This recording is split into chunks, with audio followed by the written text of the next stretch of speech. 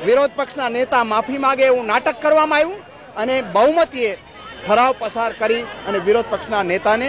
એને સસ્પેન્ડ કર્યા અને અમે વિધાનસભાની અંદર આ પ્રકારે ન કરી શકીએ એટલા માટે થઈ અને ઉશ્કેરવાનું કામ કર્યું છે। પરંતુ અમારી આ મુખ્યમંત્રી શ્રી નરેન્દ્ર મોદીને એ ચેલેન્જ છે કે જો શુક્રવાર સુધીની અંદર એમણે આ પગલું પાછું ન ખેંચ્યું તો અમે આવતા સોમવારે 12મી તારીખે ગાંધીનગરની અંદર એક મોટી રેલી કરી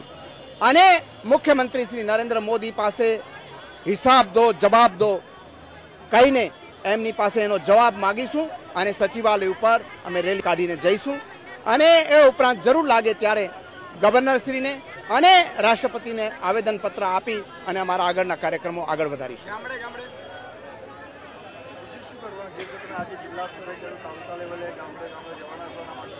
અમે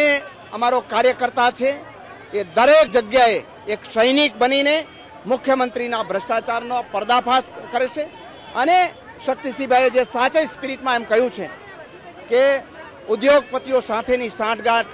ખોલવા માટે હું માફી તો નહીં માગું, પરંતુ એ મુખ્યમંત્રી શ્રી અને ભારતીય જનતા પાર્ટીની સાંઠગાંઠ ખુલ્લા કરવા માટે શહીદી વોરવી પડે તો એ શહીદી વોરવાની તૈયારી બતાવી છે। એના ભાગરૂપે આજે ગુજરાતની અંદર દરેક જિલ્લા મથકોએ અને અમદાવાદની અંદર આજે માસી મોટા લેવલે ધરણાના કાર્યક્રમો યોજાય છે। અર્જુનભાઈ, શુક્રવાર સુધી વિધાનસભામાં કોંગ્રેસ પક્ષની રણનીતિ શું રહેશે? અમે મુખ્યમંત્રીશ્રીના જે ભ્રષ્ટાચારી કનેક્શનો છે એ ખુલ્લા પાડીશું અને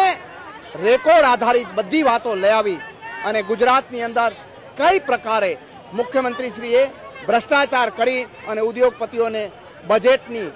નાણાકીય સહાયની, જમીનોની, દરિયાકાંઠાની અને પાણીની જે લહાણી કરી છે એને ગુજરાતની પ્રજાને સાચું ચિત્ર